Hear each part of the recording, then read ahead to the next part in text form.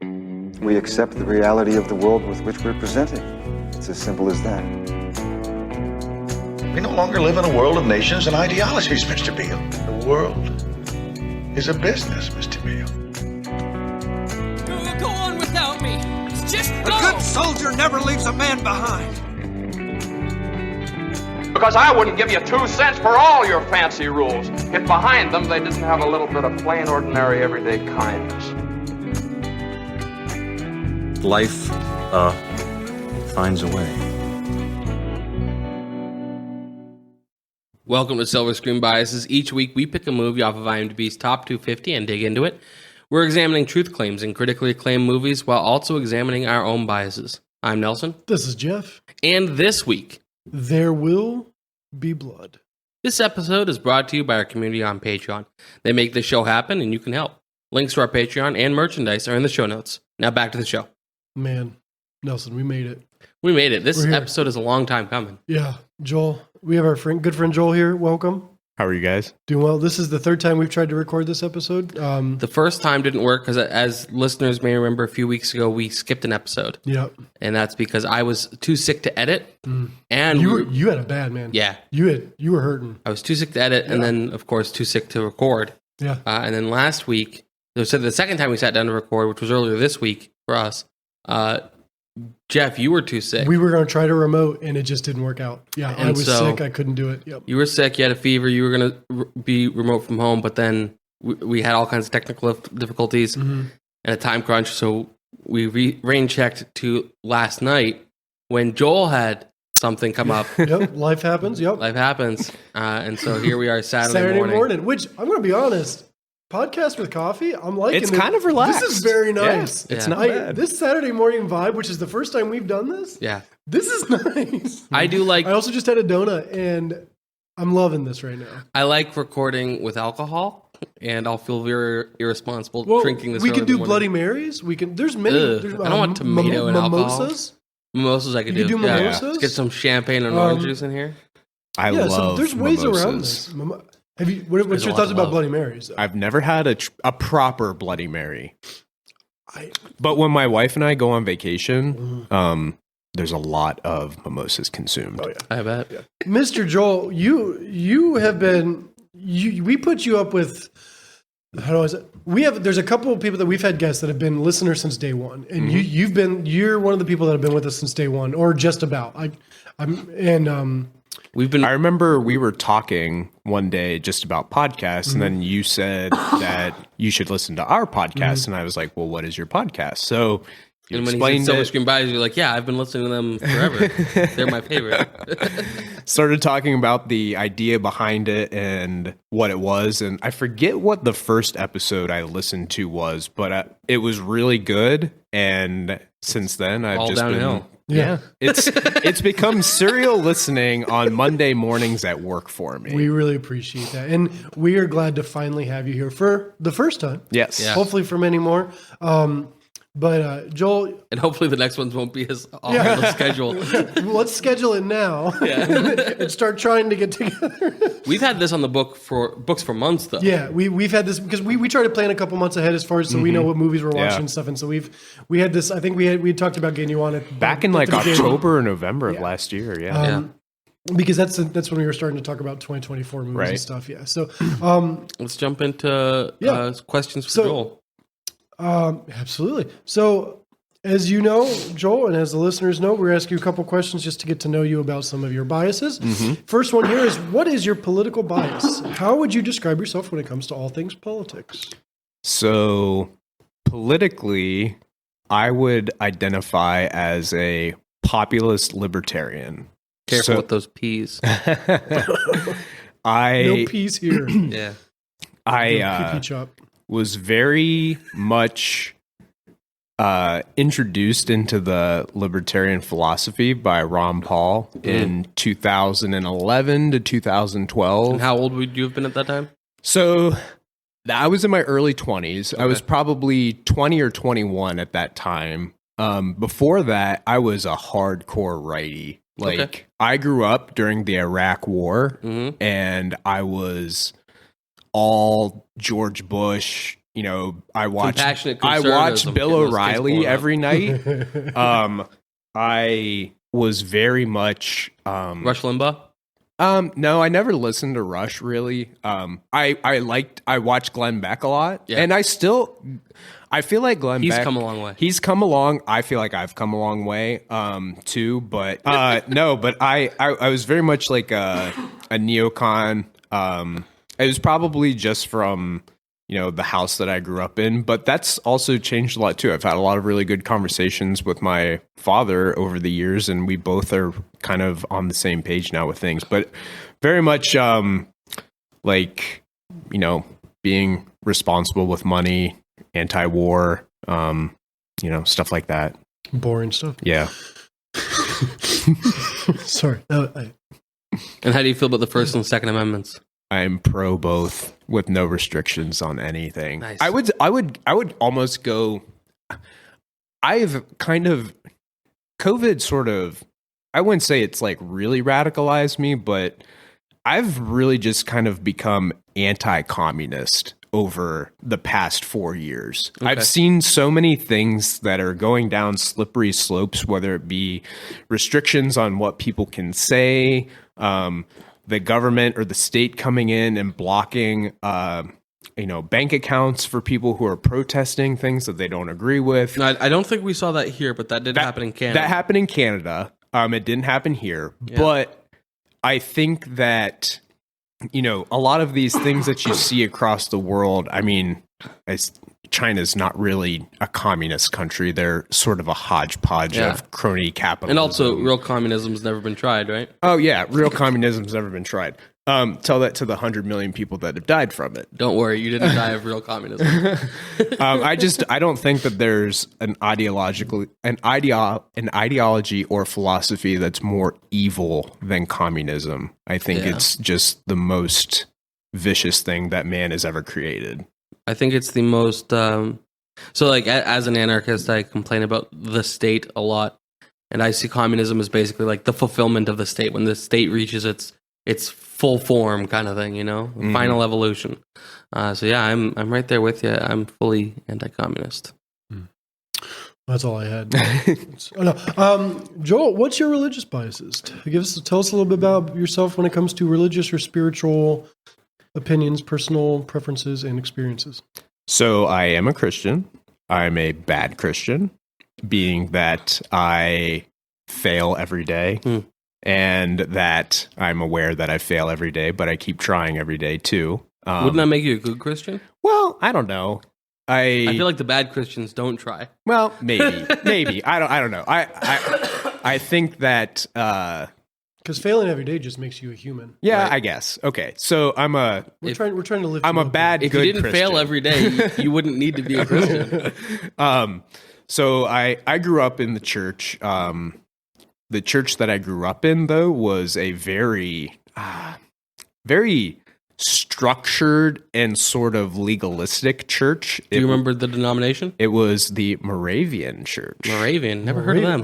I'm on Google. So right there's now. a lot of really cool history with the Moravian Church. I do not partake in any of that anymore. Like child sacrifice, that kind of thing. No, I drew the line. got old I drew real the quick. line there.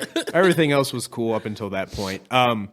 No, so it started in Germany way back in the day. And so where I grew up at here in Ohio, there was a very large Native American population. Mm-hmm. And there was a mission from the Moravian Church who was working with the Native Americans at the time down there.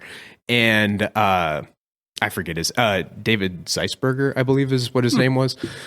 So I had a lot of history growing up, historical knowledge through the church with that. And yeah, it was just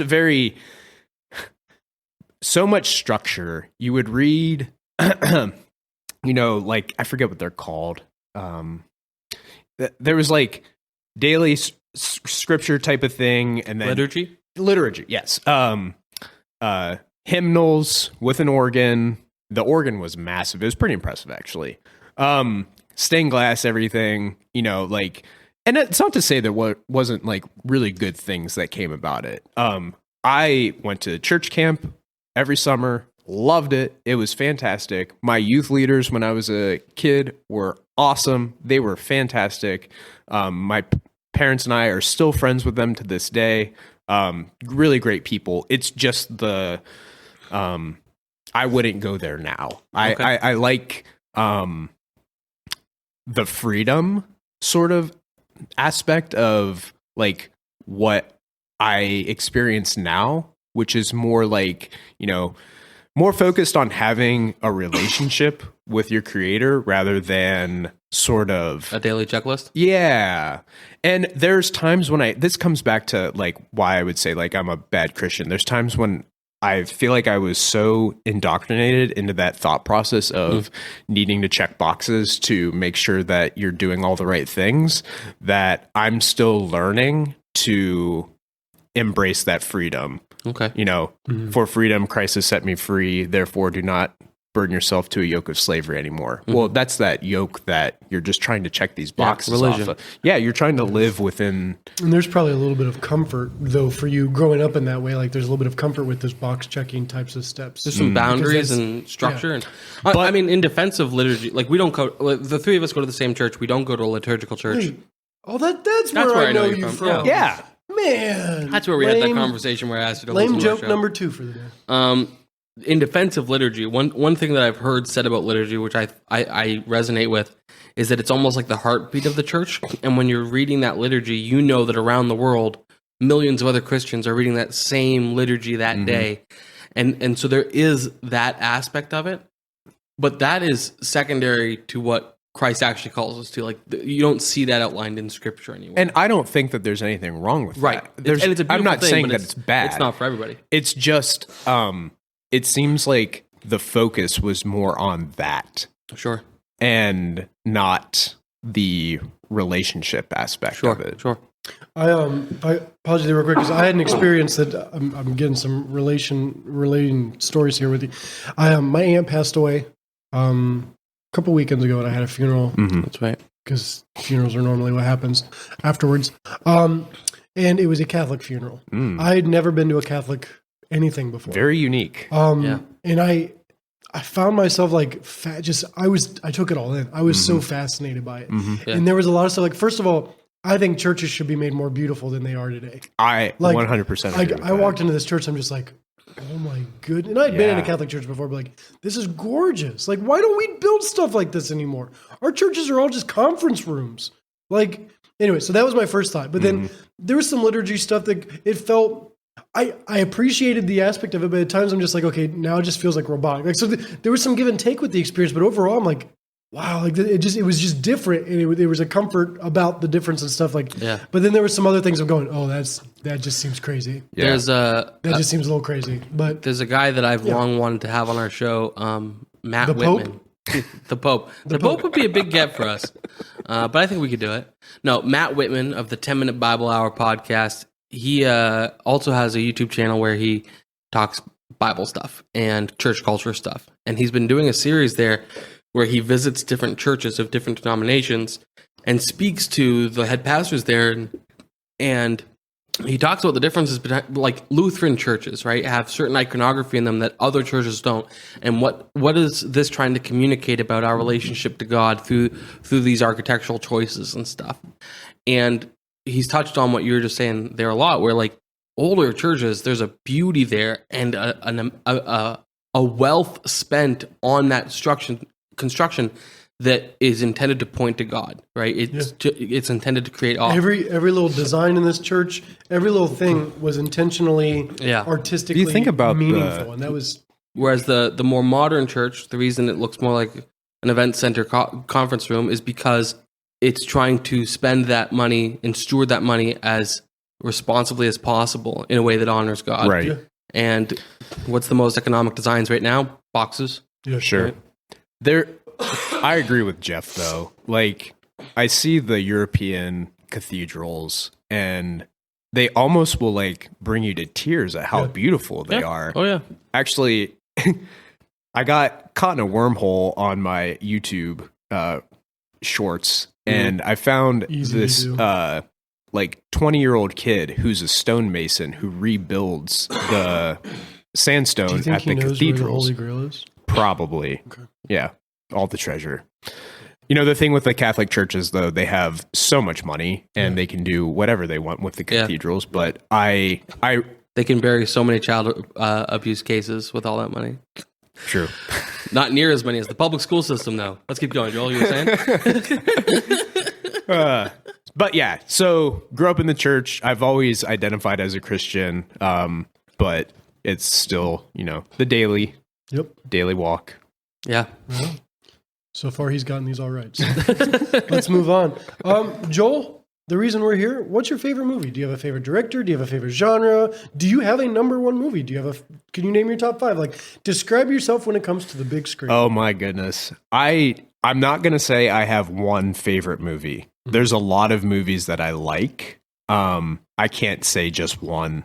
I love Quentin Tarantino movies. Which we've not done yet? I don't believe we've done any of his yet, and there's a handful on the top 250. And I don't know which Quentin Tarantino movie is my favorite. I really like Martin Scorsese movies. I love a good mobster story. Growing up, I can tell you that one of my favorite movies, it's not on the 250, was The Warriors. I watched that movie so many times. I saw it once in high school, and I watched it all the way through, but I just a lot of cult classics don't cult classic click with, like, it just doesn't work for me. Yeah. I get why that movie is such a cult classic, but it just Some people like Fight Club. I loved The Warriors. That was one of my favorites. Come out to play. Yeah. I'm not getting any of this. I would say, though, like anything that has a really good storyline, one of the things I like about Quentin Tarantino movies is I just love like the way he can bring comedy and drama and you know, the seriousness with it all together. And then like Martin Scorsese movies, I think his cinematography is fantastic, along with good stories, as long as you have 3.5, 4 hours to watch it. So here are the Tarantino movies currently in the top 250. Pulp Fiction, Classic. Django Unchained, Inglourious Bastards, Reservoir Dogs, Kill Bill Volume 1. Not currently on the top 250, but have been Once Upon a Time in Hollywood, Grindhouse, Sin City, and Kill Bill Volume 2. Yeah, that's a good list of movies there.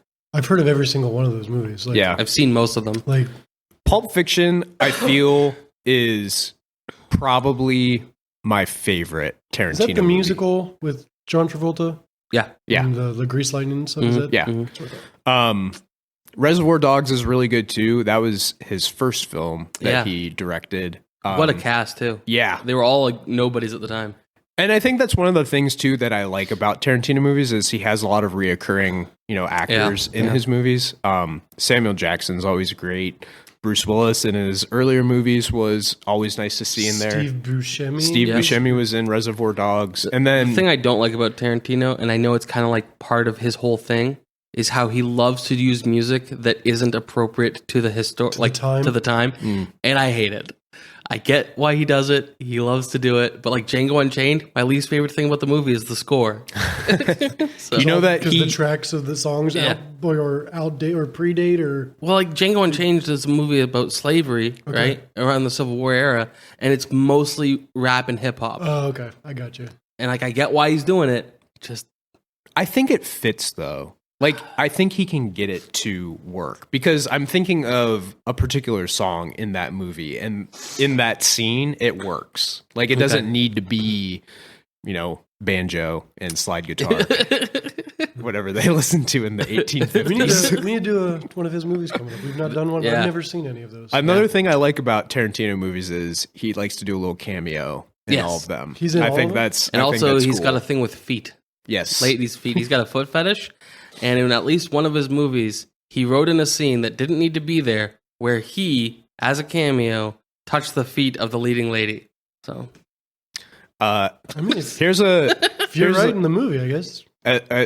Since we're on the topic of favorite movies, I'm going to have a very controversial hot take. Okay. We're here for it. I'm not a fan of superhero movies. Okay.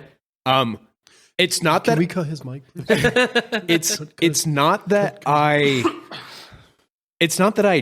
really dislike them. They're not my cup of tea. There's too much going on in them, I feel, most of the time. Now, that being said, I love the Dark Knight trilogy. I thought that was fantastic. Yeah. I think the new Batman was pretty good too. Yeah, I like it. I thought Joker was very dark. Yeah.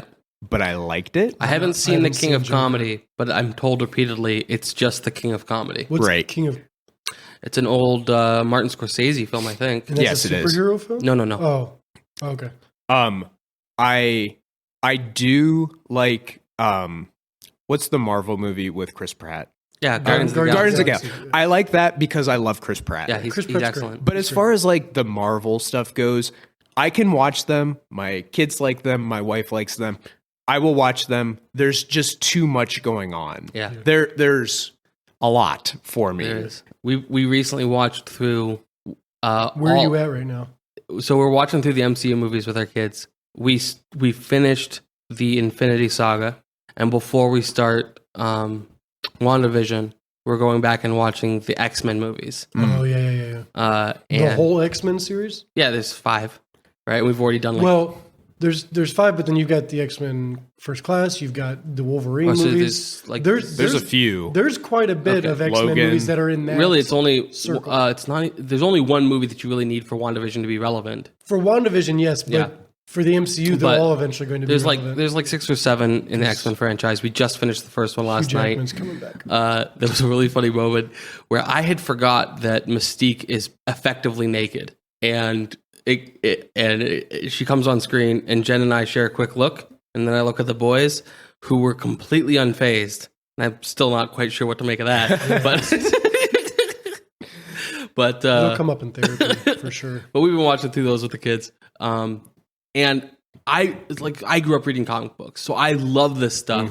And my biggest complaint is always when they don't stay true enough to the comic books. Sure. But the comic books are even more like so much going on than the movies. I will say that the movies are an absolute achievement of computer generated images that really hold up. So most of them.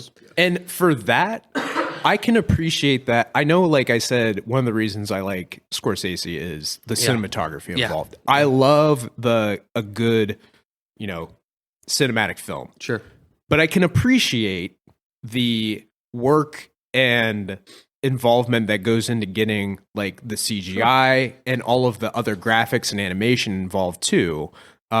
It's just not for me. Sure. I mean, I think everybody would basically agree that superhero movies aren't film. Sure. Right? It's movies. It's And entertainment. It's popcorn flick entertainment. And it's excellent for that. But it's not film, If we could take a sidebar real quick while we're on this subject, I have a question for you, and then I want to say something about something that's happening in current events here real quick. Sure. With movies. Is there a fandom that you do like? Lord of the Rings, Star Wars, Star Trek? Like if you remove yourself out of superhero movies, is there a fan fanverse that's a world building type of universe that you are fans of? Terry Pratchett's Discworld. When I was in kindergarten, I distinctly remember going to Kmart and my dad buying me the original Star Wars trilogy on VHS. Oh, nice. And I wore them out. I love Star Wars. I grew up watching them. I was more of like a teenager whenever the prequels came out. Right. And at first I didn't really care for the prequels. And as I've gotten older, I've come to really like them. Yeah. I think they're very good. The story behind them is A lot better than they got credit for. a lot better and kind of relevant for today. Sure. In the climate that we live in. All the aliens. I watched the newest trilogy, each movie once. The first one, The Last Jedi, I like. Was it The Last Jedi? Force Awakens. The Force Awakens. The Force Awakens. J.J. Abrams, I thought, did a great job. I really liked that one. The second one, I didn't particularly care Ryan for. Johnson's movie. And the last one, I didn't particularly care for either. I think those were ones that I was just going to watch once and They were both then be polarizing. done. That being said, Rogue One, Excellent. phenomenal. Fantastic. Absolutely great. Andor, did you watch season 1 of Andor? I did not. It's good. It's the exact It's a slow same burn. tone. It's Slow the exact burn. same tone. Mm-hmm. I mean, and like you got to watch it. I would recommend it. Yeah. Question though, original trilogy of Star Wars, Mm-hmm. is it film or is it entertainment? I think that's entertainment. Okay. It's not. I think it borders on film. I don't know. I don't think the writing and directing is quite good enough to make it film level. Okay. But I think the acting's good enough. The special effects, the practical effects are phenomenal. yeah. And the world building's phenomenal as well. So speaking of Star Wars, Yeah. As we're recording this, obviously this episode is going to come out a little bit later, and it's going to be not Week gonna and a be half. as relevant. But Dune 2 Oh yeah. is in theaters. Mm-hmm. In Dune 2, which I've not seen yet, I've seen the first one. It was okay. Everyone's talking hype about Dune 2, but Dune 2, as of right now, sits at number 10 on the top 250. It's been out for like a week. Yeah. Yeah. So, We'll see where it is in a year. I really liked Dune. okay. I actually didn't know that Star Wars was based off of Dune until after I watched Dune. Inspired by it. But I really liked it. I thought it was really good. Going back to, I just wanted to say something else about Star Wars real quick. Absolutely not. Did you watch the Han Solo movie? Yeah. Did you like it? Yeah. I liked it too. Yeah, it's And great. I thought there was I mean, a lot of people who didn't like it. I thought it was fine. I liked brought it. my I thought it was really biases good. to the movies though. I have a man crush on Donald Glover, Oh yeah. aka Childish Gambino. Oh yeah. That Man can sing. boy can do no wrong. Yeah. Very funny. Yeah. He was a great Lando casting. Yeah. I think phenomenal. I Did a agree. wonderful job. Yeah. I thought the storyline it had those iconic Han Solo comedy moments or sarcastic moments. Like I felt the chemistry was there. If they did a great job. Alan Aldridge, I think they said his name right. I think he was a great he got a lot of beef for not doing a great job. I thought he did a wonderful job as a young Han Solo. The story was great. I think it's not Rogue One great. No, I agree. As far as those separate movies, Rogue One, incredible. But I wanted more of those solo stories. Rogue Yeah. One is so good that it's like if you've not seen any Star Wars, that's where I recommend you start. Yeah, I it's would phenomenal. agree. Yeah, it was so good. Yeah, no, the casting for Solo was a great movie. I like it all. Yeah.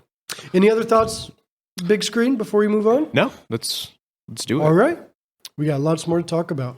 There will be blood, guys. That's a promise. 2007. This movie is approximately 2 hours and 38 minutes long. Directed by Paul Thomas Anderson. He's got two other movies that were in the top 250. But are not anymore. Yeah, Magnolia and Punch Drunk Love. He also did Licorice Pizza most recently, which I've heard of. Yeah. And then Boogie Nights is a very iconic movie. He also as well. did The Master and Phantom Thread. I'm not familiar with those. The Master and Phantom Thread are both really it's film stuff, right? Like not entertainment, not puff piece, but like this guy does serious movies. Yeah. It's rated R. So this movie, like I said, this movie came out in 2007. 2006 was The Prestige. So this movie came out after The Prestige, which we've covered in an episode. And this movie came out the same year as Into the Wild and No Country for Old Men. It was a good year for movies. So Yeah. we've got three so far that are pretty heavy. And years. with No Country for Old Men, that was Connor we had on. He was saying that, I think it was him, maybe it was somebody else that told me after the fact. But one of the scenes in that movie, they were shooting for No Country for Old Men. All of a sudden, a big plume of black smoke comes up in frame because of this movie. They were shooting next to each other and didn't know it. that's fun. And so they basically had to stop production Wait on for the smoke to disappear. Yeah. I believe it was filmed in Texas. I think so. I know that That would make sense for both of those. movies. his son. This is the kid's only acting credit. They went to they needed somebody who was that age who could handle a shotgun, and the director was like, "We're not going to find that in Hollywood. We're not going to find that in New York." And so they went to a Texan school and asked the principal, "Hey, do you have any kid that could act?" and could operate a gun. They're like, well, so and so is probably good. You should try the 6th grade. They did. They're all good. They didn't even have the kid read lines. That's school They supplies. They had a conversation with the kid, and they're like, he's perfect. Yeah. See the one over there riding the cattle? Yeah, he'll be fun. Nelson, was this movie based on a book or any other sort of writing predating the movie? Yeah, so it's based loosely on the first 150 pages of Oil by Upton Sinclair. I love this. So Upton Sinclair is... I've heard that name. He's most famous for his book, The Jungle, Oh, okay, yeah. which he wrote... The Guns N' Roses song. Yeah, Welcome to the Jungle. We got funny names. Yeah, Upton Sinclair. So it's interesting to me because the guy that wrote the movie script and then the director, they both came to this idea to get like separately and then start working together. That's fun. The guy that wrote the let me pull it up here. I thought I had it in my notes, but I guess I don't. I spent like 2 hours researching the movie before I ever sat down to watch it. Oh, you did your research before? Well, you'd seen this before. I haven't. Oh. So Eric Schlosser wrote the script, or like the first draft of the script before him and Paul Thomas Anderson started working together on it. Can we just pause on that name real quick? If Eric Schlosser had a son, I wish they would name him Cole Schlosser. Coleslaw? Nope. Good. Nope. Okay, moving on. Anyway, So he wrote the book Fast Food Nation. Sounds delicious. that sounds familiar. Yeah, he's written several really like super well. So he wrote Are Fast they Food like Nation. journalist type? He's a journalist. Okay, Who gotcha. does like history journalism. He wrote Fast Food Nation. He wrote Reefer Madness. He wrote Command and Control, Nuclear Weapons, The Damascus Accident, and The Illusion of Safety. That was all one title. But after Fast Food Nation's success, people told him, hey, this is a lot like Upton Sinclair's book, The Jungle, which I think is hilarious because this guy's like a professional journalist. And when they told him that, like, he's like, who's that? Who's Upton Sinclair? And like, you can't get out of high school in America without hearing about Upton Sinclair and reading The Jungle. Anyway, he reads The Jungle. He was really impressed by it. The Jungle, if I'm not mistaken, what Upton Sinclair was really trying to talk about there was the horrific conditions under which factory workers were in. Because he was like a union communist, okay? And so he wanted to drive better working conditions through communism, through government intervention. But what happened was people were so horrified by the food conditions in reading his book that's how we got the USDA. Wow. Anyway, that's all an aside. So Eric Schlosser, Thomas Anderson both read Oil by Upton Sinclair and decide, hey, this would make for a great movie. But they only use the first 150 pages or so. And the reason is because it's an absolutely colossal book. It's loosely based on the real-life oil barons Edward Doheny and Harry Sinclair, who were both implicated in the Teapot Dome scandal. Jeff, do you remember hearing about the Teapot Dome scandal? Yeah, that's what the movie Beauty and the Beast is about. Like with the cracked teapot. No. That's her prequel. That's her prequel. Story, right? No, it's the movie Mr. Smith Goes to Washington was based on the Teapot Dome scandal. Oh, that's why it sounds familiar. I watched both those movies at the same time. Pretty close together, yeah. So the Teapot Dome scandal was where oil barons who were friendly with the treasurer got no bid contracts for land for oil development. Now, obviously, that's not what this movie's about it like at all, but there is a connection there to something we've already covered. That's fun. Now, real quick on the movie Oil, and it sounds very, very similar despite them only using the first 150 pages.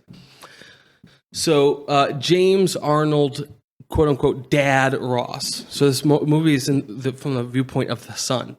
So Daniel Day-Lewis's character is Dad, and the kid is Bunny. They're introduced as they drive through Southern California to meet with the Watkins family, which they replaced with the Sunday family, who are leasing out some oil property they own. They find out that the family is deadlocked about how the property's run and proceeds should be divided. While Dad and Bunny go quail hunting on the Watkins goat ranch, they find oil.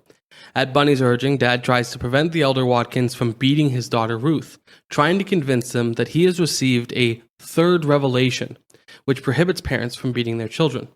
The plan backfires when Eli, Ruth's brother, interjects himself into the discussion and claims that he has received the revelation.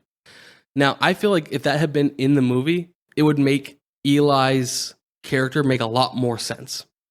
But as drilling begins at the Watkins Ranch, Bunny begins to realize his father's business methods are not entirely ethical. After a worker is killed in an accident and an oil well is destroyed in a blowout, Dad's workforce goes on strike. Bunny is torn between loyalty to Dad and his friendship to Ruth and her rebellious brother Paul, who support the workers. Paul is drafted into World War I, and when the conflict is over, remains in Siberia to fight rising Bolsheviks. Back home, Bunny enrolls in college, and he becomes increasingly involved with socialism through a classmate, Rachel Menzies. Paul returns home and tells of his travels, explaining he has become a communist. Bunny accompanies Dad to the seaside mansion of his business associate, Vernon Roscoe. Dad and Roscoe flee the country to avoid being subpoenaed by Congress in the Teapot Dome scandal. Before Dad goes away, Bunny proposes parting ways with his father and earning his own way in the world.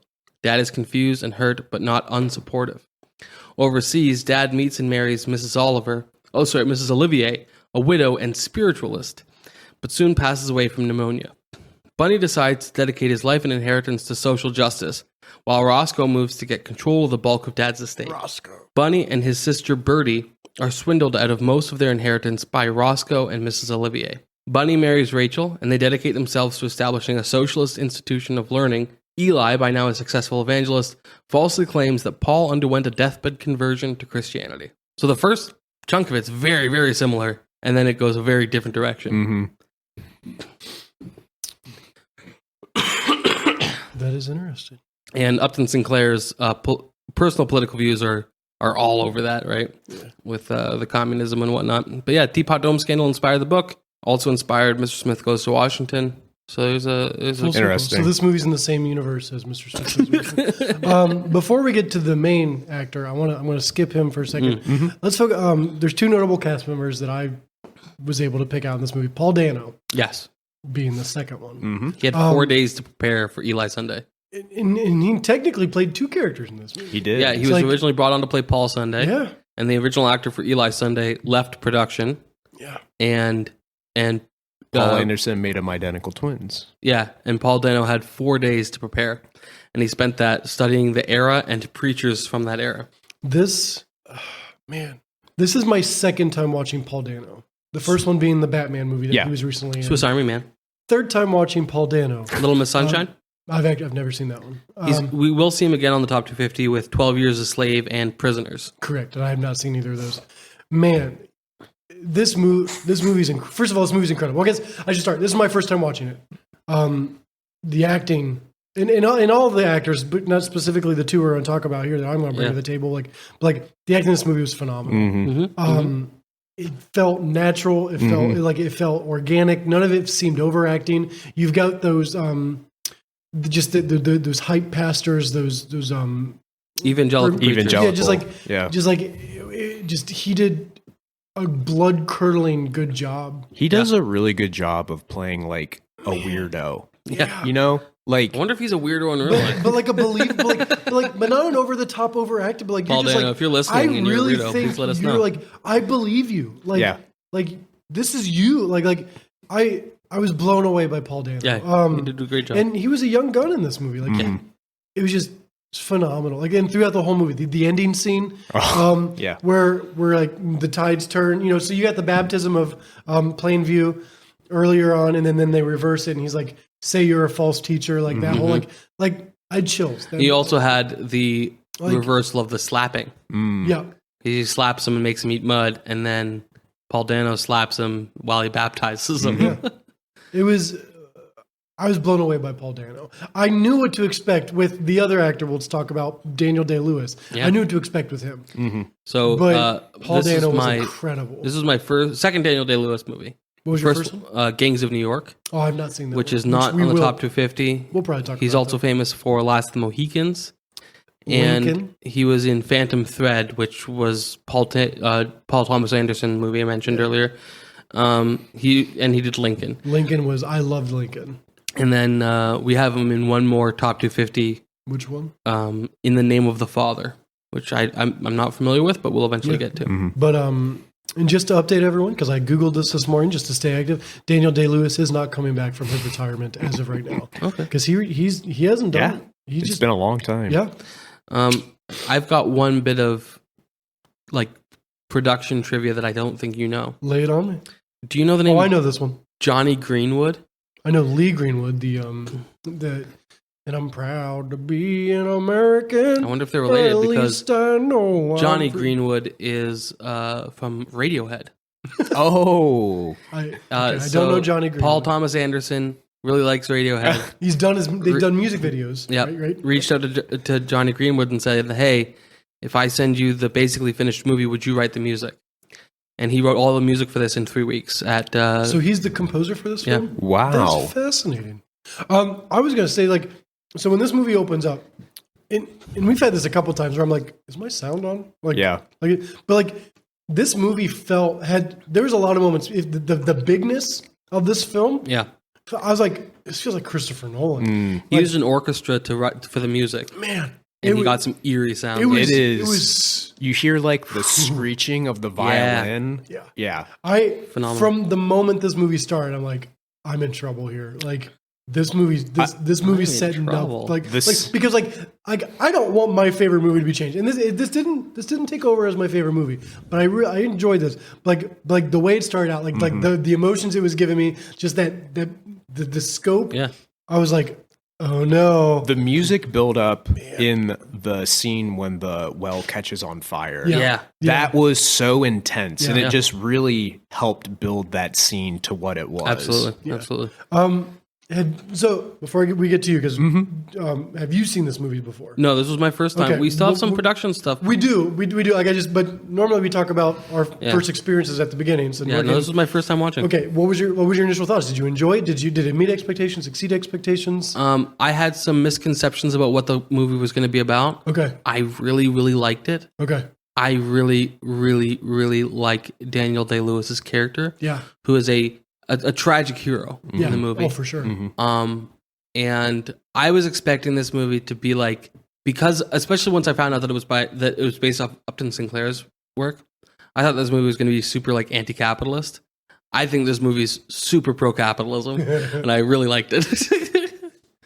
Joel, Yes. you as we do with many of our guests, we let them choose some movies that are on top 250 for them to speak about. You picked this movie. Yeah. Why? Okay. Explain yourself. Yeah.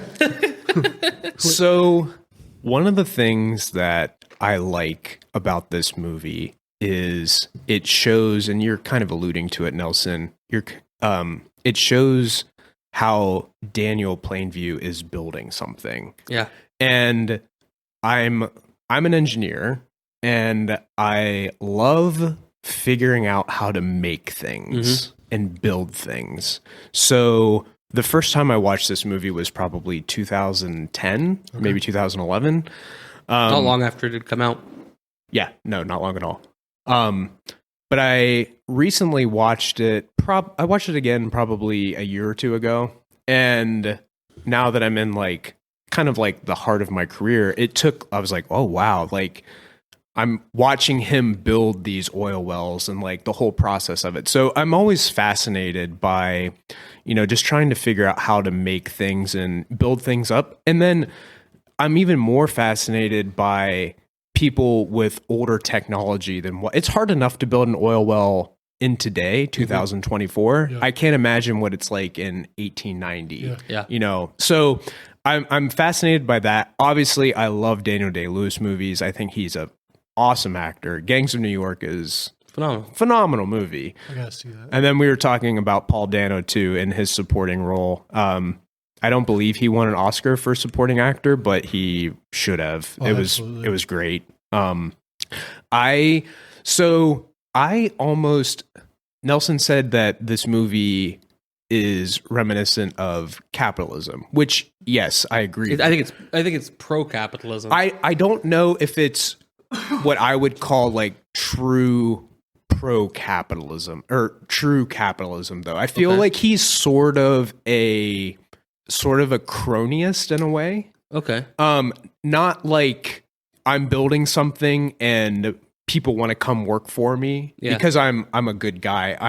I'm sort of dominating the field and I don't care about anything other than what my pocketbook looks like. Sure. So there's the whole conversation about. I don't want to get into it just yet because we're not quite done with production. We're not done with production, but I know we didn't give our personal opinions about the movie. That's put a usually pin in that because I do want to come back to that. Okay. Yeah. Okay. So 8.2 out of 10 on the IMDb Top 250. It currently stands at number 140. Does this movie have history on the Top 250, Nils? Yeah, so the first public screening of There Will Be Blood was on September 29th, 2007 at Fantastic Fest in Austin, Texas. It was released on December 26, 2007 in New York City and Los Angeles. And the film then opened in 885 theaters in selected markets on January 25th, 2008. So like it had like a slow build out. Yeah. Almost kind of like an independent film type of staggering of releases. Yeah. So it debuted at 228 in late December 2007, which is like when it was just in New York and LA at the time. And then when it was released everywhere, it shot up to 14. It slid down to 187 by February of 2014, and then it's actually climbed back up to where it is now. Rotten Tomatoes, 91% on the tomato meter, 86% on the audience. Did this movie have a budget? $25 million in 2007. Wow, that's small. Which is $37 million today. Holy cow! Yeah, and the majority of the film was shot in scene order. That mansion that they used at the end. So this is a really interesting tidbit. The mansion that Paul no, what's his name? Paul Thomas Anderson? No. Daniel Day-Lewis? Daniel Day-Lewis' character. Daniel Plainfield. The mansion that Daniel Plainfield has built. Plainview. Has built and is like they shoot some scenes in at the end. With the bowling alley? Yeah. That was a mansion built by Edward Doheny, who was implicated in the Teapot Dome scandal. Oh. He had it built for his son, who was also an oil baron, and the two of them split ways and had competing companies. Okay. So the connection you made to the domes, like it's all got to be intentional. Like, oh yeah. Okay, so and they probably picked that castle, that mansion, on purpose. Yeah. Like, okay, I love that. And then you just said they split ways. Yeah. And that's what happens at the end of the film. Well, that's also what happens in the book Oil. Oh, yeah, that's what But in Oil, it's like a friendly parting of ways, and in this one, I'm not in a basket. I'm not convinced that he was being honest with his son. I think he's just an angry drunk who was lying, and like none of that's true. Just like, you're my competition now, I'm burning this bridge. Sorry, pinning that. We'll come back to it. I was gonna say, like, okay, yeah, we'll come back. Talk about budget. Did we have any peanut gallery comments on this movie? I should always look at this beforehand, and I never ever do. 1 second. So for There Will Be Blood, none of our audience on Patreon has commented or voted on whether or not it's in their personal top 250. Interesting. Okay, well, we're the only three that have seen this movie. And that's been up since February 26th, so that's not on us. No. I know in the past sometimes I've released them late, but if you, the audience, want to vote, want to weigh in and provide commentary on these movies ahead of our recordings, you can do that through our Patreon. All right. Well, that's it for facts and tidbits. There's two things we've put pins in now, so I guess we can just pick one of those and start there. Yeah. If you want. So what's the first thing we want to start Dealer's talking about? choice. The two pins were, is this movie pro-capitalist? And then the other one was the conversation with the son. Your choice. Joel? Let's go with the first one. Okay. Whether it was pro-capitalist or not. So I think the movie's pro-capitalist. I don't think Daniel Plainview is a crony capitalist, because at no point in the movie do we see him trying to leverage government connections. Okay. He is, however, a ruthless capitalist, and he makes that evident in the conversation where he says to his son that he wants to be the winner, and he wants to be the only winner, and for that to happen, it means that everybody else can't win. I do think like he's ruthless, but that kind of competitive nature is needed for capitalism, and one of the ways that he sells his projects to the communities that he's buying up in is always about how you work with me, we're going to be bringing in roads, we're going to be bringing in schools, we're going to be bringing in churches, we're going to be bringing in jobs. I'm a family guy. And even if that's all part... Peter Griffin? Mm-hmm. Even if all that's just part of the sales pitch, it is still true, right? Even if he doesn't believe this stuff, it is still true that when you have industry, that's when the roads show up, that's when the schools show up, that's when all this other stuff shows up. he's like, we're going to make you guys rich so that you can plant. We're going to be doing a lot of irrigation, which is true. Oil does require a lot of irrigation. And he's like, and you guys are going to benefit from it because of it. And here's the ways why. One of the things I like about this movie, being a capitalist, is that even if that's not all part of the sales pitch and it's all, in his opinion, at most secondary, it's still true that because of his personal plans and the expense at his personal expense, all this infrastructure is going to happen that traditionally we say we need the government for. Mm-hmm. And he's like, we don't need the government. It's going to show up because we're showing up. I think he is absolutely a capitalist. Paul Dano's character is not. He's a fraud, and that's evident throughout the movie.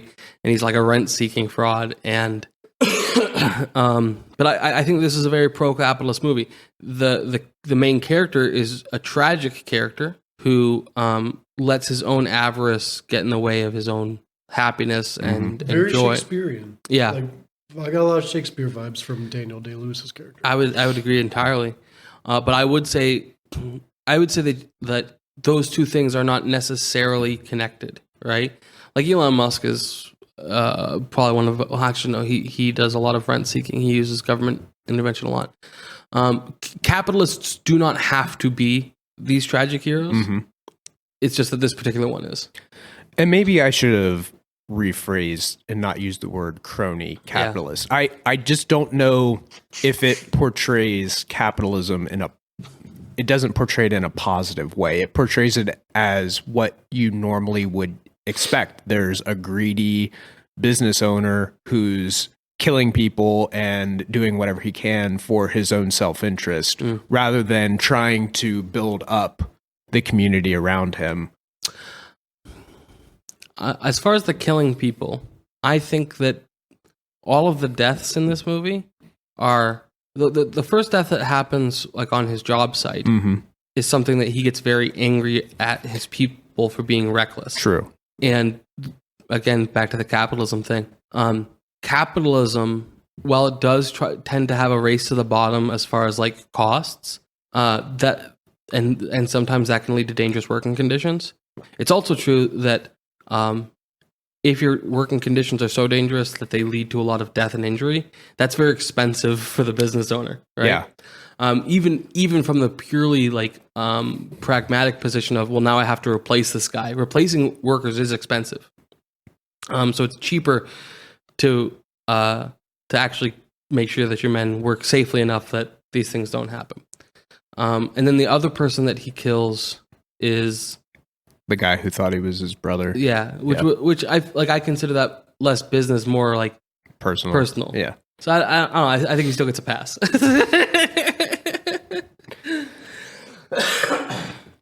So it really fed into my biases of pro-capitalism anyway. I think, I mean, I'm a capitalist as well. Not that I've ever really built anything on my own. You own capital. Sure.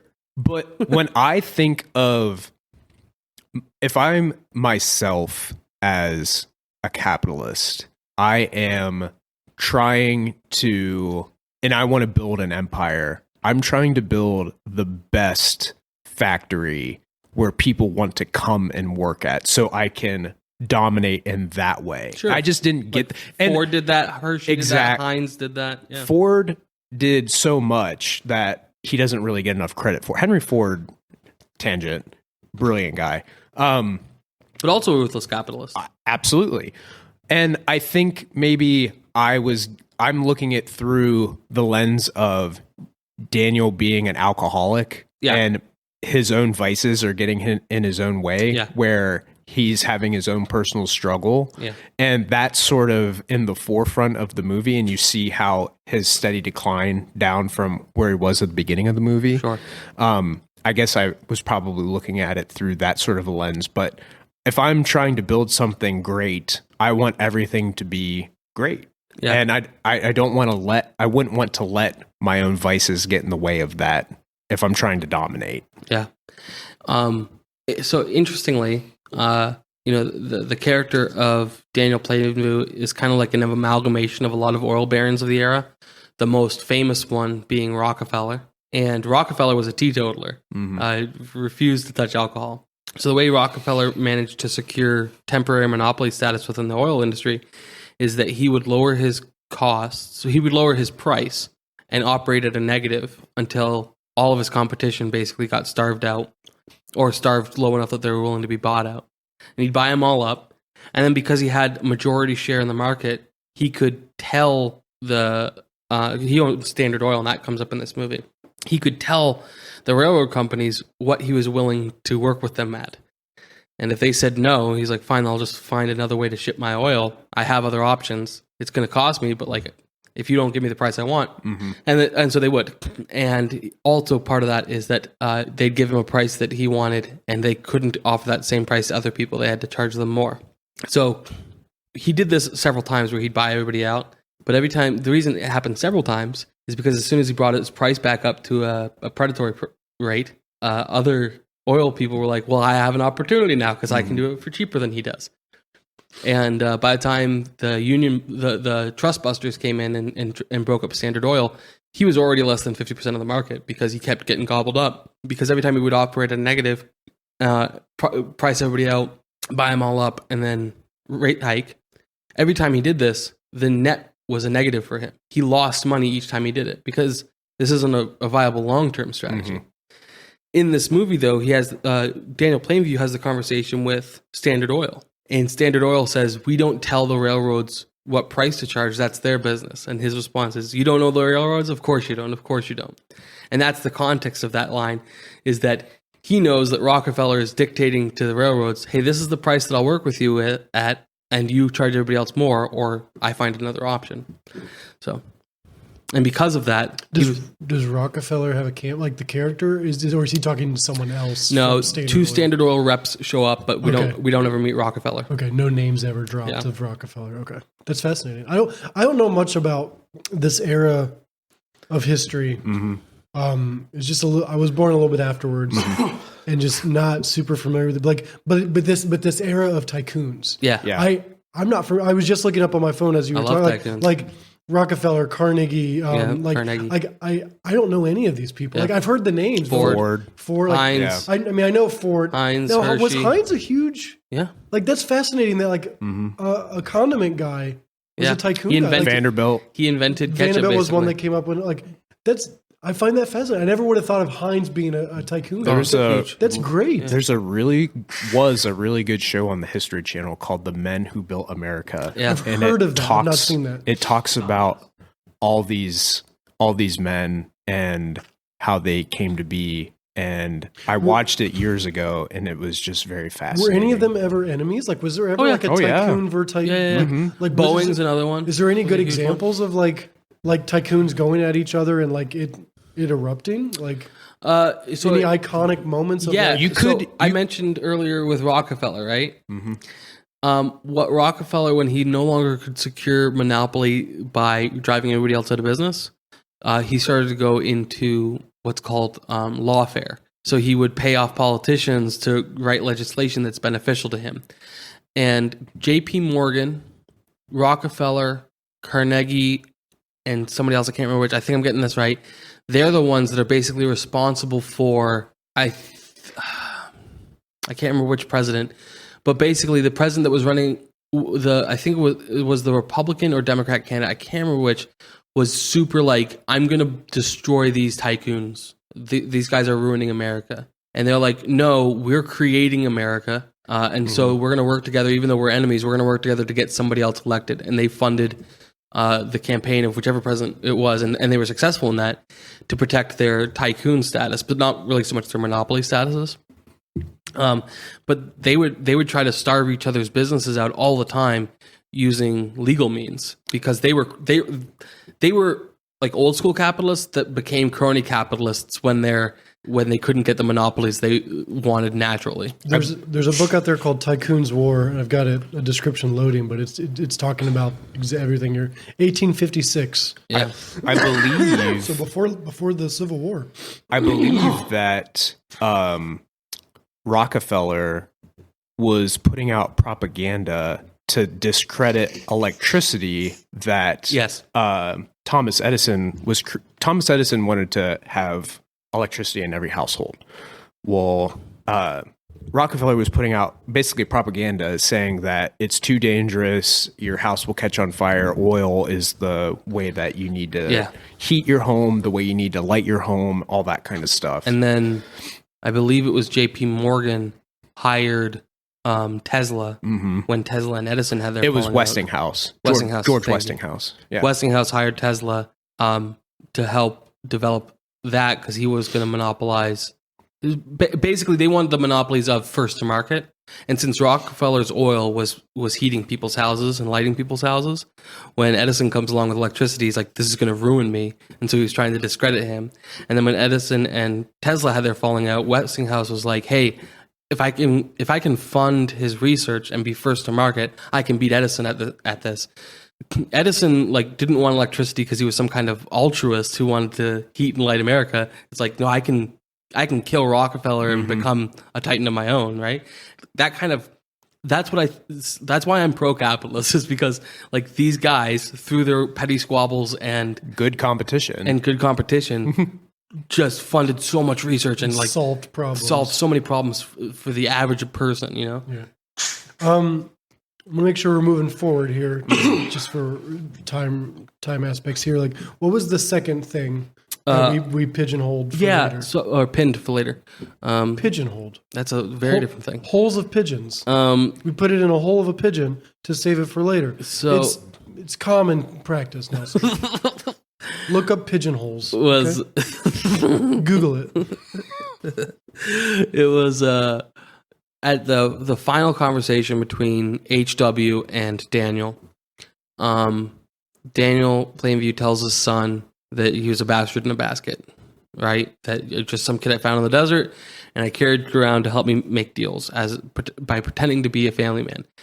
It's possible that checks out because there's kind of cookie crumbs throughout where he doesn't want to talk about the mother who died in childbirth and kind of stuff. There is a guy that dies at the beginning that you could allude to that being the father of the baby. Sure. So there is a moment that could be the orphan. That could be the I'm not convinced that that's exactly what happened though. I think it's still entirely possible. Yes, this was his own child. Yes, the wife died in childbirth. It's an emotional thing, so he doesn't talk about it because he's a very private man and everything else. And he was saying this only to harm his son. The reason I think this, or at least that the kid, if it was an orphan, was more to him than just some orphan that he picked up for business. The reason I think that is how emotional he was about HW's loss of hearing, the lengths he went to help his son, how much it hurt him when Eli Sunday told him that he abandoned his son, how strongly he reacted, and then eventually got drunk and berated that guy for the guy, quote unquote, telling him how to run his family, even though that's not what happened. He took this all very, very personally. And I don't think that that's the kind of thing that somebody who's just leveraging this for monetary gain takes that personally. Within that same argument, though, I think it could be argument that HW, whether real son or later taken son, HW represented something else to Plainview, though, which could also have been a part of his emotional attachment.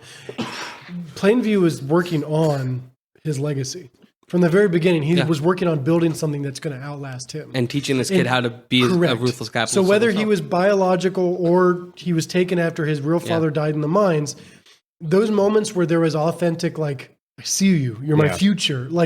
I think because this character is very Shakespearean. We see he's very much focused on future movements. I think HW represented how Dad, aka Dad's gonna outlive himself. Yeah, and so I think that's where that emotional attachment came from. If you were to argue that he was a child from a different father, because if your focus is to outlive yourself and build something that is going to just grow, then to have someone like HW, and what he represents would be something you're going to fight for. You're going to be emotionally attached to. You're going to protect as much as you can. You're going to hurt someone else for if someone came out then. I still think there's that argument even if there wasn't a son-father relationship there, that you could have those emotions with a character like that because of what HW represented. Yeah. So I do think it could be either way. And I think you can't argue either way. And I think I kind of like that. The ambiguity. Yeah, I love that. There's a scene when Daniel and HW are sitting outside with the Sunday family. They'd just eaten dinner, and HW comes running along, and he takes the hat off of Daniel, and they're kind of playing. And you see the way that Daniel looks at HW, and it definitely looks like the way a dad would look at his son. That's just something I was thinking of when you were talking there. I want to talk about money real quick. Today? Yep. Oh, gosh, all right. So the first time we see the movie does a bunch of like time jumps early on. Yeah. And what is the span that this movie takes place over? Does anyone know the? I think it was 18. Starts in 1898. Yeah. And then we time jump from there to 1911, which is when he's doing this first oil. Okay. And then we time jump from there to 1920. And then we time jump at the end. Eli's talking about the recent economic panic is like 1929. Okay. It's about 31 years. Give or take. Okay. Real quick, too, the very opening scene when Daniel's down on the mine, that's actually a silver mine. Yeah. It's not an oil well. Yeah. So he goes from being a silver miner to an oil man. And being uneducated in this whole realm, I just assumed that there was a connection. Because like he found that rock, he put it in his, it wasn't a vest, but he put it in his pocket, his chest pocket there. I assume that rock told him something about what else was around in the area. Like if you know oil, you know how stuff's affected by oil around. So I didn't know if that rock told him. That does happen later with Paul Sunday. That's what I assumed was happening. Is he found a rock that told him, "Hey, there's something else here." No, they were digging for. So in 1898, he finds an oil vein, a silver vein. Okay. Breaks his leg, but then we jump to 1911, where he's got a team of guys digging for silver, and they stumble on oil. Okay. That's when he's like got the noxious gas, and then you see him like researching. Okay, well, how do I extract this stuff? And then you see he's drawing how to build. I'm not sure I caught that connection. And, I just there's assumed no from the very dialogue. beginning- There's no dialogue through any of this. So beautifully done. There's no dialogue So until we beautifully hear done. him That makes sense. making a sales pitch to a town that just struck oil. Yeah. And the sales pitch is basically this futurist, I'm going to build roads, blah, blah, blah. But what he says in there is, I make $5,000 a week from this one, and I have, he has 16 others, okay? So $5,000 in 1911 is $162,000 today. Times that by 17. So he was making roughly $85,000 a week because he had 17 oil derricks. So he has making nearly $3 million today a week. That's not bad. I mean, Making good money. I could get by. Yeah, I could suffer through that. And then he goes to that other family, offers them $1,000 up front and a 1/6 royalty, which would be pennies, which is $32,000. Yeah, right. Which is to $3 million. That's he's offering them $32,000 today. In today's money, he's offering them $32,000 to let me dig, and if it's successful, I will continue to give you $23,000 a week. Like that's pretty good. I would take that. Yeah. And then the whole "I drink your milkshake" thing. We had to have talked about this. I don't know how I had not heard that line before this movie. Like that whole why have people not last quoted scene. this? Yeah. Oh my goodness. Well, I feel like in that scene we're supposed to look at Daniel Day-Lewis's character as like this evil, greedy stuff because he's robbing but he didn't. No, he paid for it. He paid for it. Yeah. That's the way that oil works. What he was buying from people was the right to dig on their properties. Okay. He could have added another oil derrick on that property, but his point was, I don't need it. You're actually not bringing me anything. Because I can pull it up. Now, having multiple oil derricks on that same oil field is of benefit to him because he can extract it quicker. Right. But he's getting the oil. He says many times throughout the movie that there's an ocean of oil under there. That's right. And he knows that land is saturated with it. So, he doesn't need it. And here's the really interesting thing, too, is the movie insinuates that he's already drank it dry. Now, the technology they had at the time, he had drank it dry for what they could do. But not long after that, technology gets better. And there's been 3 or 4 times now where they're like, oh, we've tapped it dry. And the new technology comes along and we're like, actually, we've only taken about 5% of what we can take. Just in the last few years, there's like some upstart engineers who are buying out vacant oil fields, and they're like, "Oh, there's still oceans of oil down here." Mm-hmm. So we're nowhere near some kind of oil crisis, which people will tell you we are, but like we actually don't know how much oil is in the earth. Yeah. So yeah, I thought that I Drink Your Milkshake was really interesting because he's just being honest. Yeah. It's like, I don't need another site. Yeah. And this is more of a generic observation, but like, you had said earlier, Nelson, that like that Plainview was the hero, or was he's our protagonist. He's a tragic hero. I'm not sure I was ever rooting for him though. I was the whole time. I was watching this movie, and obviously, like I'm wanting to know more and more about it. Like I'm like, okay, where's this going to go? And I was like, I was invested in him, but there was no time where, like, I don't think there was a time where I was emotionally going, I get it, like, because like he exhibited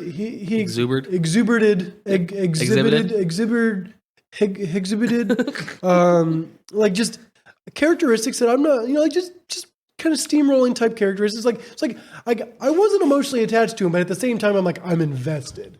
So like, I don't know if I would have called him a hero. And I appreciate your perspective, but like at the same time, like he wronged specifically HW. Like he did wrong some people. Yeah.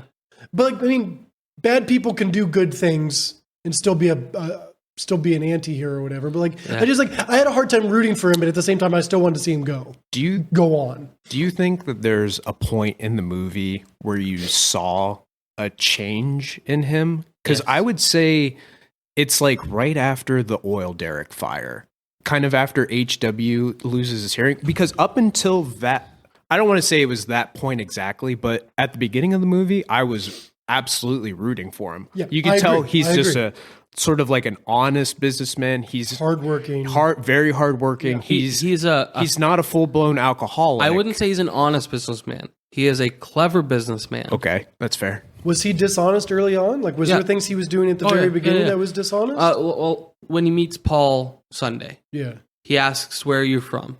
And Paul Sunday says, "That would be telling you. That's what I want to sell you." Because Paul Sunday was a very clever character as well. Mm-hmm. He's being deceptive here. He's not being honest entirely. He's withholding information intentionally. Well, he's asking questions that if he gets the answers to, he doesn't actually need to pay Paul Sunday. So, for example, he's asking questions like, is there water? What grows? Is there sulfur or alkali deposits? How many are in your family? How many sisters? These are questions that tell him the chance of oil and how difficult is it going to be to take. So he's a very clever. Yeah. And then when he actually goes to the Sunday Ranch, he goes there, quote unquote, quail hunting, but that's not what he's there for. Right. So I wouldn't say ulterior motives. I wouldn't say he's honest, but he's very clever. Yeah. Because he knows that if they figure, actually, what movie was it we watched where they're trying to buy a bunch? It was the Teapot Dome scandal. Mr. Smith Goes to Washington. They know that if they can get the land before people realize why it's valuable, then they can get it at a fraction of the cost. Right. And so in this way, he actually kind of is honest, where he says, "Hey, bring them all in at once. I'm going to tell them exactly why I want it." But he gets the Sunday household. He tries to get it just for quail prices, he says. Right. Right? That's true. Okay, yeah. It's like, I guess, okay, so even with that stuff, like, I would have a hard time calling him a hero. Definitely tragic. Yeah.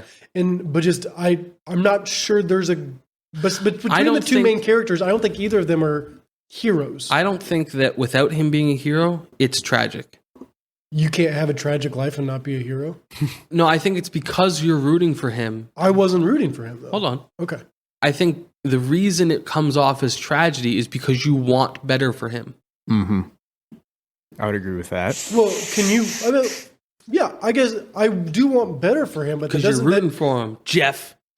But that doesn't make him a hero. Just because I'm rooting for someone doesn't make him a hero. Yes, I was definitely rooting for him. I was definitely wanting there to be some sort of redemption at the end. Yeah. But it doesn't make him a hero. What do you think, Joel? Do you consider him like a tragic heroic character? Or a tragic villain? Or and I don't know if I would necessarily use the word villain either. I just don't think he was a positive guy, a positive character. I think he did more negative than positive in this movie. I would probably agree more with Jeff. Okay. Only because I'm thinking, yeah, there was no redemption. Like I wanted him to become at the end, like, oh, all this way that I've lived my life, the people that I've hurt, you know, my son, Paul, Eli Sunday, stuff like that, I can forgive them, myself, all that. There was no redemption at the end of him recognizing the way he had been living his life was wrong. Yeah. It was just more, but again, you could say maybe he wanted to, but didn't have the means to do it. Yeah. Like I could be argued. I don't disagree with you the way how you're saying the at the end what he says to HW was not true. I think that it very well could have been, you know, he didn't mean it. He's saying it. It's drunken venom in the moment. Yeah. It's only intended to be hurtful. Right. Yeah. Exactly. I think that where he is a quote unquote bad capitalist, and I think that this might be more failure of writing than anything, is that when his son wants to split off and do his own business, he's like, well, you're my competition now. I know enough capitalists and I know how they react to other people wanting to step into an industry. That's not typically how they react. A lot of them are like, well, here, let me teach you. Like people. The character was also intoxicated too during that conversation. Oh yeah. But also, it's true to what he says earlier, which is like, I want to win, and that means that nobody else can. Right. Mm-hmm. Yep. And maybe it's more the era. Maybe it's true of some of the men in that era that's how they would have spoken as well. We're getting close to time where we need to wrap up. Mm-hmm. So there's one more thing I want to talk about. I want to talk about Eli Sunday. Mm-hmm. Now, we talk about political, economic, and not as often as we'd like, we talk about religious biases. Let's talk a bit about Eli Sunday. Do you think that he was a fraud from the beginning? No. Okay. I guess I would put him with a lot of, I guess I've never met any of these people, but I would assume at some point there was a pure motive when it comes to religious things. But very quickly realizing that can take this little bit of stuff that I have going for me, and I can expand it, I can blow it up, and I can manipulate it, I can be deviant with it and stuff, and I can use it to my advantage very quickly. Because like in the the pre-1900s, like people were seeking this stuff. The Civil War had just ended. People are looking for, like, I mean, the gold rush is happening out west. You've got like people are seeking sort of this restoration of prosperity. Themselves. Yes. Like, and it's like there were pastors that were authentic during this time. Mm-hmm. And just like today, there's pastors that are authentic stuff. And just like today, there's pastors that are wacko nut jobs. Yeah. But like Kenneth Copeland. Yeah. Joel Osteen. Yeah. And then there's also whack jobs out there. Sorry. I couldn't help. I was setting you up for that. I'm glad you took it. But just like I kind of the Sunday character I almost kind of compared to when Plainview's false brother comes into play. Like it's that same thing. Like his motives are pure, but getting to where he is, he used some manipulation tactics to get where he came to. And I think it was the same thing. Like a beginning. You think the false brothers' motives were pure? I think he truly did want to have a fresh start, to start over and stuff, but to use someone's taken identity was wrong. But I do think that he did just want to work and make a life for himself again. Mm-hmm. But the way he found to do it was from this dead guy. So yeah, probably not the best way to do it. And yeah, you're probably going to get what you deserve by stealing an identity. But like at the same time, I don't think he was out to steal all of Plainview's riches and stuff. I think he just wanted to start rebuilding his own foundation. And I think Sunday sort of similar. Like I think Sunday just wanted to get his feet on the ground, and he wanted to do it in a way where it's familiar with him, which for him was the spiritual realm, the spiritual aspect. But then immediately found that, there's a lot of people seeking this type of spiritual stuff, and I can use it to take advantage. And I think immediately, and I think if I have to use one word to describe this whole movie, it's greed. Yeah. And you Yeah. see it play out in two different ways. You see it play out in spiritual and in self-improvement and in Rent seeking. yes, and then you also see it in money, precious things, fine things, lavish houses and stuff like. You see both characters dealing with the exact same thing. They're the same character, What do you dealing think? with the blood of the lamb or the blood of earth. There will be blood is very intentional when using that word when you're talking about spirituality and or it's like they're fighting over the same thing. And so I think in Plainview's character was very pure at the beginning. And that's why I think Sunday's was too, because they're the same person. What do you think, Joel? Do you think Eli Sunday was a fraud from the beginning? I don't think he was from the beginning. I think he was definitely at the end. Oh, absolutely. You could tell whenever he comes back into the house and he meets with Daniel, and you see how he's wearing more expensive clothes. He has a very nice chain on. Yeah. The way that he's sort of, And he's coming to seek for money. yeah. You could tell kind of at that point he's not in it for the right reasons anymore. I don't know if he was at the beginning either. I think probably more so, but he's still very concerned with all of the money. He's just not really, can't quite say that for sure that he was in it for the right reasons at that point either. But I would probably say I like what you said there though. Both of them slowly go from being like this more pure character to something is overtaking me now and becoming more greedy for my own thing throughout the whole movie. There's a lot of spiritual parallels between those two characters. It's just the idea of blood and stuff like that. I think it's a beautiful. This movie was beautiful. And I love the way that they played on the physical, tangible blood. There was life being taken there, and then there was this idea of your spiritual state, the blood of the lamb and stuff like that. This movie's poetic. Yeah. And I think Eli Sunday was a fraud from the beginning. give me some reasons why. And I'm not. Yeah, I don't think I can argue it because but yeah, I don't want to argue it. I like these different perspectives.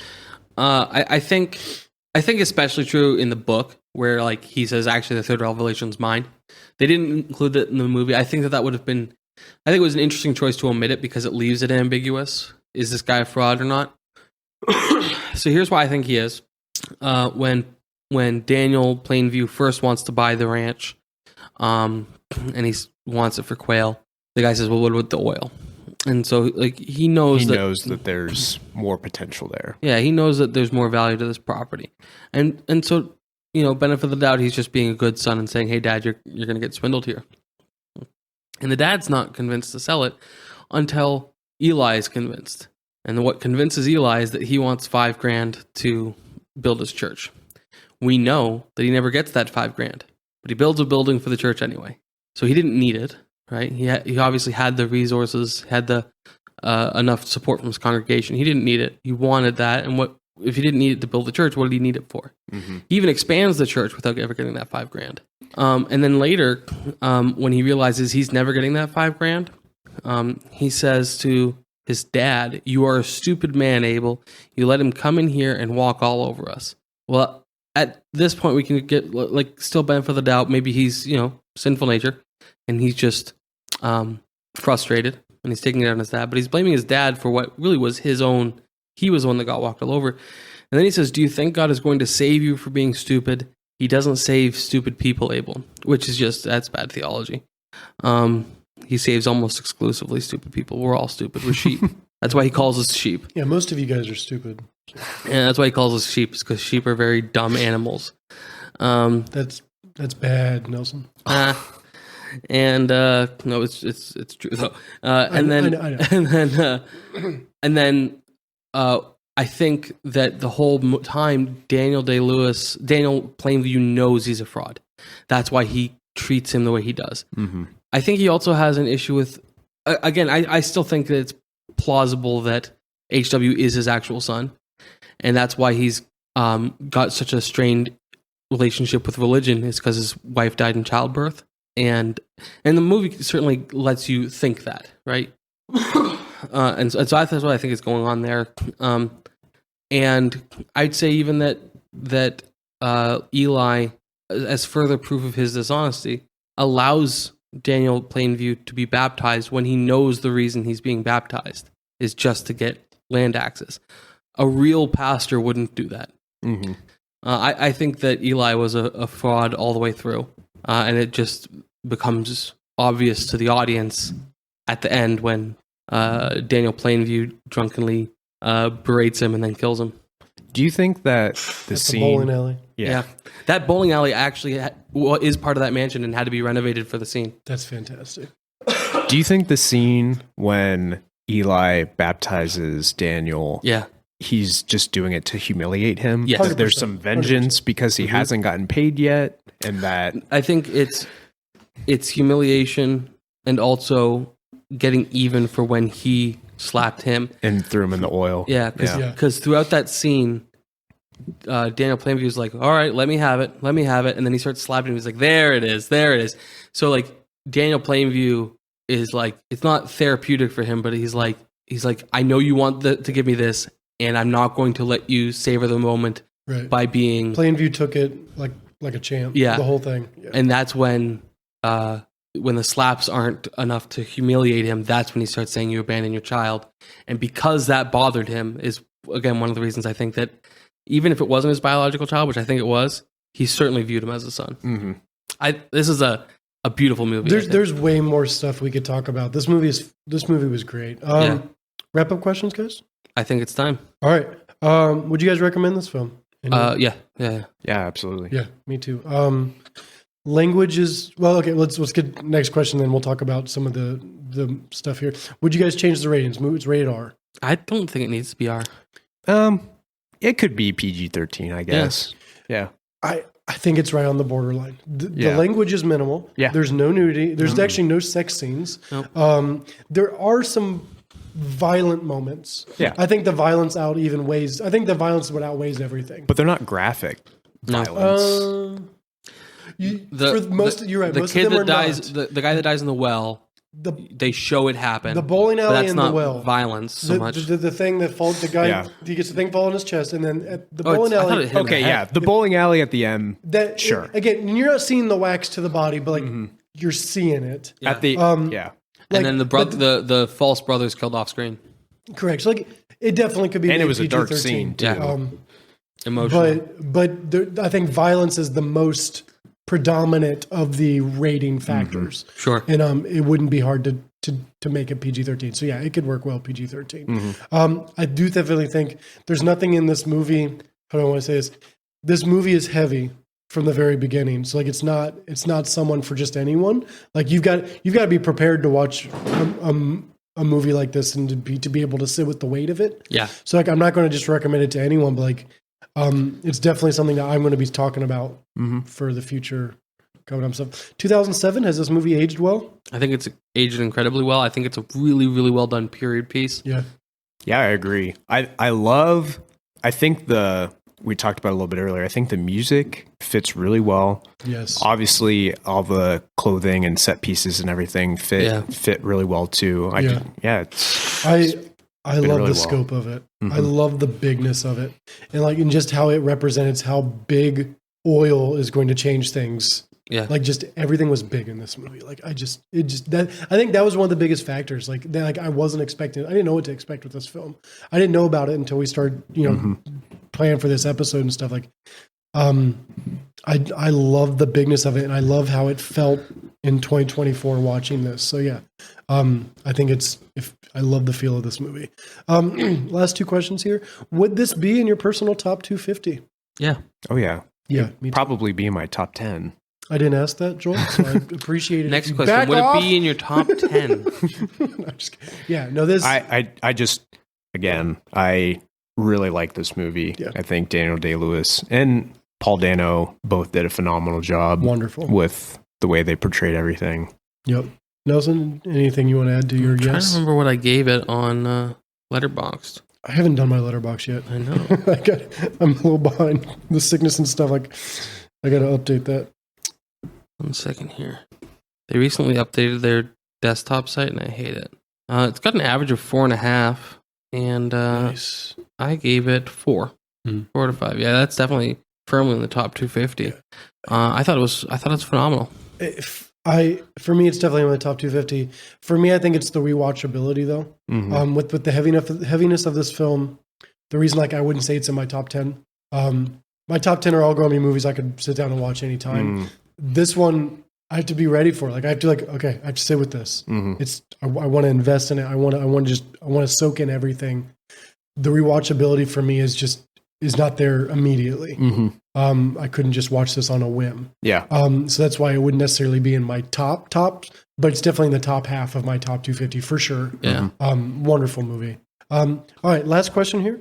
Why do you guys think it is on the top 250? So our biases aside, what makes this a top 250 movie that's kept it in the running here? I think a big part of it is the amount of labor that went into making it period accurate.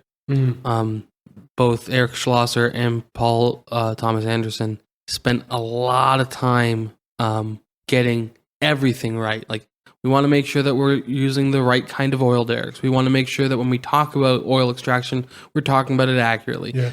We want to make sure that when we're doing an amalgamation of characters, we're representing those characters well, and this is a believable character in that world.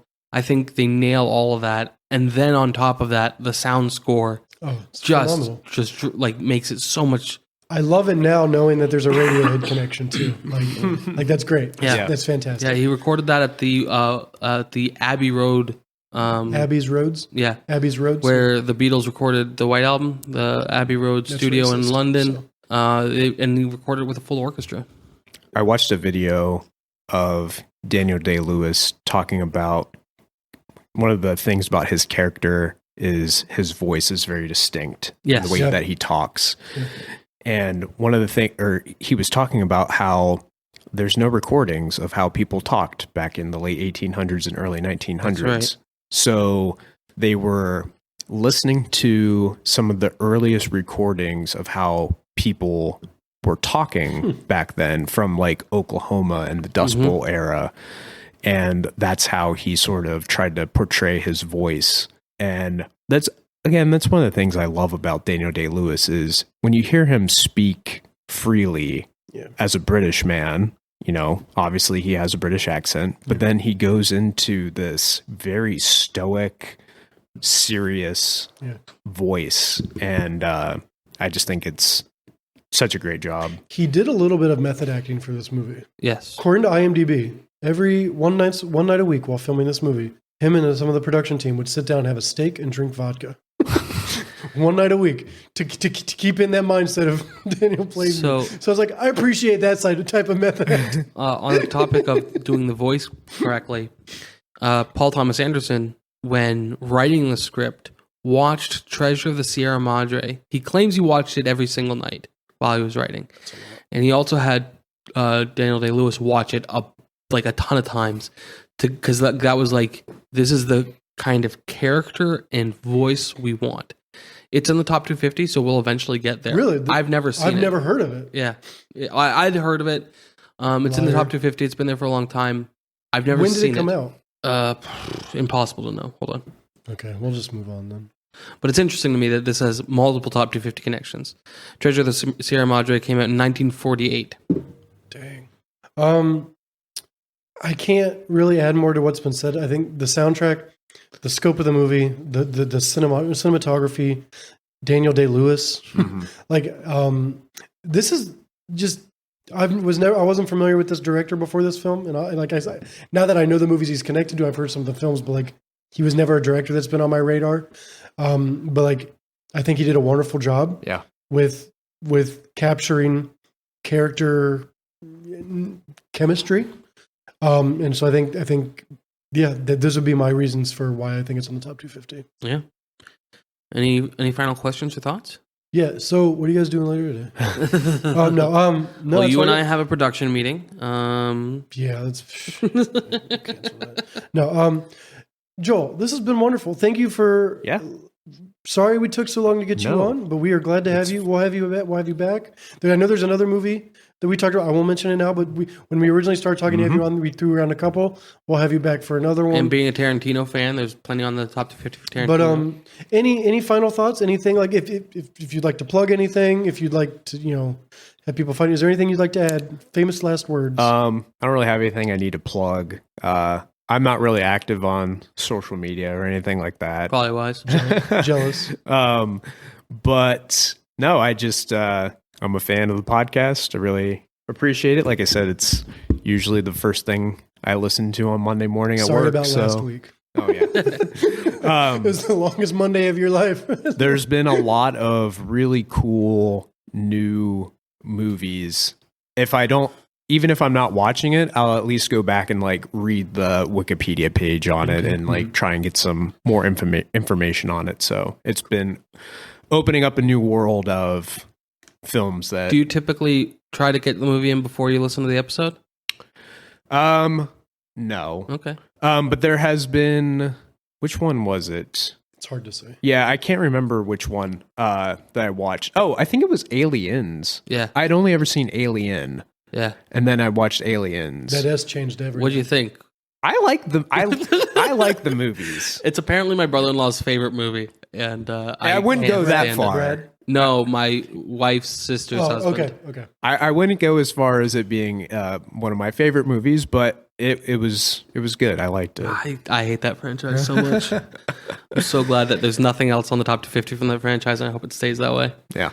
No, but it's it's been fun. Hope to do it again. We'd love to have you back. Yeah. This was great. Thank you for coming on. Excellent recommendation. Thank you. Yeah. Yeah. I think it was, and you were wonderful to talk about for this film and stuff. So, thank you. And What's next week, Jeff? Bicycle Thieves. That's right. Italian movie. About Spaghetti. bicycle thieves. I don't know anything. Spaghetti. I don't know anything about this film. Yeah.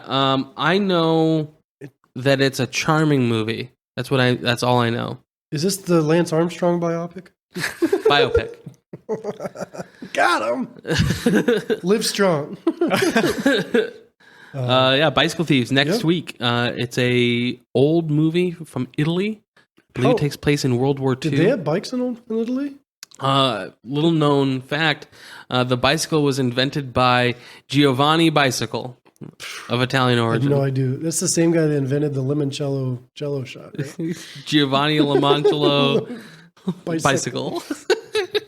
All right. We lost all of our Italian listeners. Both of them. And of course, releasing next Friday is our Off 250 episode, Patreon only. Yes. If you're not already a Patreon subscriber, jump onto our Patreon and you can vote on our three options. Exclusive. Church People, Tombstone, and Paddington 2. Currently, Paddington 2 is taking the lead, but you'll have till the end of today, basically, to choose, and then we'll be looking at those results and getting that episode You put guys together. decide our fate. That's right. Or you decide your ear's fate. You decide our Patreon fate. Yeah. Or you can. Only two of you have so far. But yeah, no, pick it. Yeah. Wrap it up, Dustin. Let's go. All right. Have a great week, guys. See you guys.